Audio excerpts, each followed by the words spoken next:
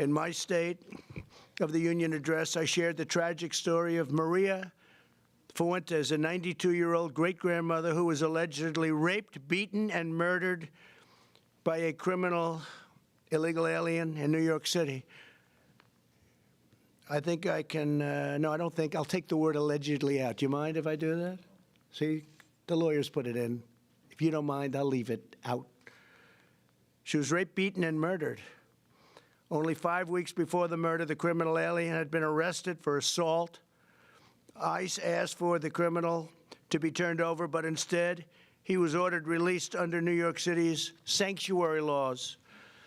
If New York had simply honored ICE's detainer request, very simple thing to do, Maria Fuentes could be with her family right now.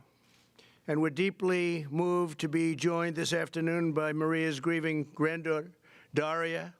Where's Daria? Daria Ortiz. Daria, please come up, Daria, please. Daria is joined by her beautiful 5-year-old son. Thank you, Daria. It's a great honor. Thank you very much. Please, thank you very much.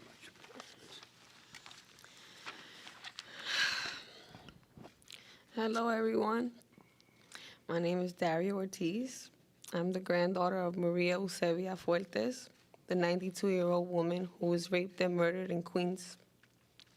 I'd like to take this moment to say my grandmother was very generous and educated. She was a woman who dedicated her time to taking care of others. Before coming to America, she worked as a secretary for the president in her native country, the Dominican Republic.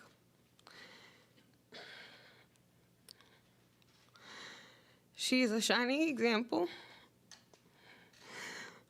of when people come legally to this country, work hard, and do the right thing, and are law-abiding citizens. My grandmother raised her children and her grandchildren while working hard to give us a future. Unfortunately, my grandmother had to be the example of why something like this, horrific crime, should never happen.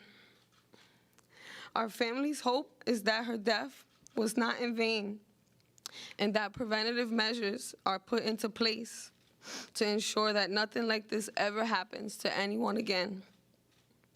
The tragedy in all of this is the fact that this could have been avoided had there been no sanctuary law.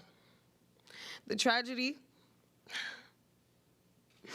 is my grandma's not ever gonna be here again.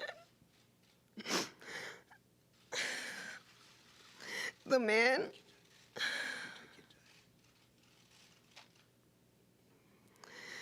man that is responsible for this should have never had the opportunity to do this.